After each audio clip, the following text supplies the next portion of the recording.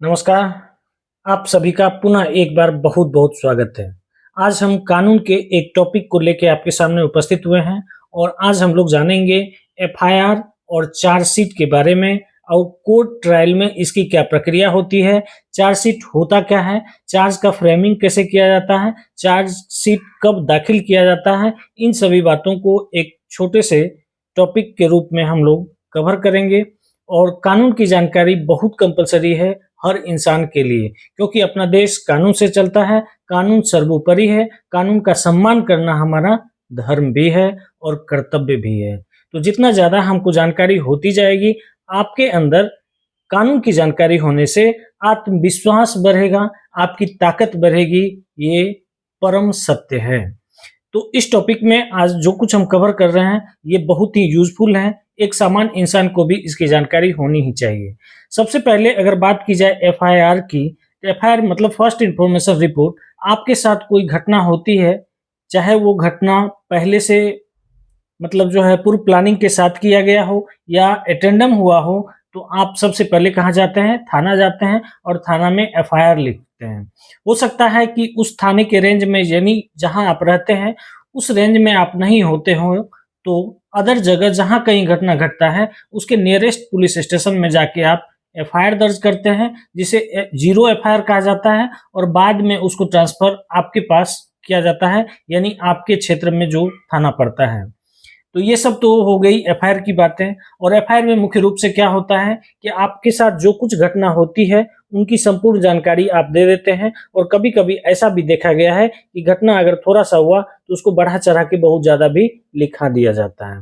फिर पुलिस का काम वहाँ शुरू होता है। उस इंडिविजुअल केस के लिए पुलिस क्या करता है, एक आयोग बनाता है और केस आयोग को सुपुर्द कर देता है कि इसका इन्वेस्टिगेशन करना है और इसका विधिवत जांच करके सारा चीज़ कंप्लीट करना है। तब तक क्या करती है थाने जो है उस एफआईआर को कोर्ट भेज देती है। यानी अब आपका एफआईआर रजिस्टर्ड हो गया, यानी एफआईआर नंबर आपको मिल गया, मीन्स आपके पास केस का नंबर मिलना मतलब केस रजिस्टर्ड हो गया। अब केस आयोग क्या करेगा? इसका इन्वेस्टिगेशन करेगा। आपने जो कुछ मतलब बताया है, उन सभी की जाँच करेगी। जितने भी एविडेंस को आपने बताया है, उनकी जाँच करेगी, स्थल निरीक्षण करेगी। तब तक क्या करता है कि थोड़ा बहुत जो कुछ डायरी में मतलब पहली इन्वेस्टिगेशन में जो कुछ मिला तब तक जो है कोर्ट में वो जमा कर देते हैं। कोर्ट का ओरिजिनल रोल अभी शुरू नहीं होता है, ठीक है? आपको जैसे जानकारी मिलती है यानी जिसके विरुद्ध आपने केस किया उसको जैसे जानकारी मिलती है वो क्या करते हैं एंटीसिपेटरी बेल के लिए फाइल कर देते हैं कोर्ट में। अब कोर्ट को तो पूरा प्रोसेस अभी पूरा मतलब जानकारी है नहीं, सिर्फ एफआईआर है, पुलिस का जो है डायरी है तो वो आधा अधूरा है। अब इधर क्या होता है कि पुलिस जो है सारे इन्वेस्टिगेशन को कंप्लीट करके चार्जशीट बनाते हैं। चार्जशीट का मतलब क्या होता है सो देखिए, यानी एफआईआर जब आप किए तो एफआईआर में अनेक धारा लगाएं, क्योंकि आपने जो अपना कथन बताया उसमें बहुत बढ़ा चढ़ा कर भी आप बोले होंगे या लिखाए होंगे, तो ऐसी स्थिति में क्या होता है कि उसके अनुसार तभी तो आपका एफआईआर रजिस्टर्ड कर लिया गया।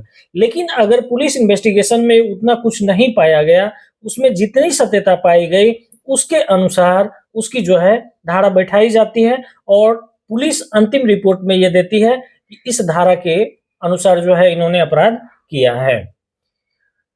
चार्जशीट दाखिल होने के बाद कोर्ट जो है उनको देखते हैं, यानी आपके एफआईआर में दी गई संपूर्ण जानकारी, पुलिस के द्वारा इन्वेस्टिगेशन की संपूर्ण जानकारी, आपके एविडेंस की संपूर्ण जानकारी, उन सभी को कंपेयर करके ये देखा जाता है क्या सच में ये अपराध है और अपराध है तो इस क्वालिटी का अपराध है।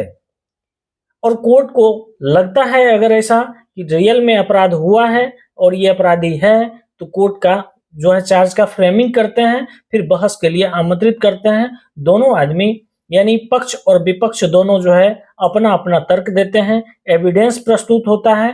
अब यहाँ 2 पॉइंट आता है कि पुलिस के सामने दी गई स्टेटमेंट को कितना वैध माना जाए। तो आप कोर्ट में जो स्टेटमेंट देते हैं रियल में वही 100% वैध माना जाएगा। पुलिस के सामने हो सकता है आपने डर से इस चीज को एक्सेप्ट कर लिया हो, यानी आपको बाय प्रेशर ऐसा एक्सेप्ट करवाया गया हो, ये भी संभव है। तो ऐसी स्थिति में कोर्ट में जो आपने एविडेंस दिया, कोर्ट में जो स्टेटमेंट दिया उसकी मान्यता ज्यादा है। तो ऐसी स्थिति में जब चार्ज का फ्रेमिंग हो गया तो फ्रेमिंग होने के बाद ट्रायल चलता है। ट्रायल का मतलब होता है पक्ष और विपक्ष दोनों अपना अपना तर्क देंगे, एविडेंस प्रस्तुत करेंगे। एविडेंस में जितने भी तथ्य आएंगे उसके अकॉर्डिंग एफआईआर का कंपैरिजन होगा, इसमें कितनी सत्यता है। उसके बाद फिर अदालत इस नतीजे पर पहुंचती है कि अब इसको किस तरह का पनिशमेंट और किस धारा के अंतर्गत दिया जाए। आई होप समझ गए होंगे। अगर इससे संबंधित कोई और जानकारी चाहिए तो आप कमेंट कीजिए, मैं प्रत्येक कमेंट का रिप्लाई करता हूं, थोड़ा लेट से ही सही। तो ठीक है, मिलते हैं फिर नेक्स्ट टॉपिक पर। धन्यवाद।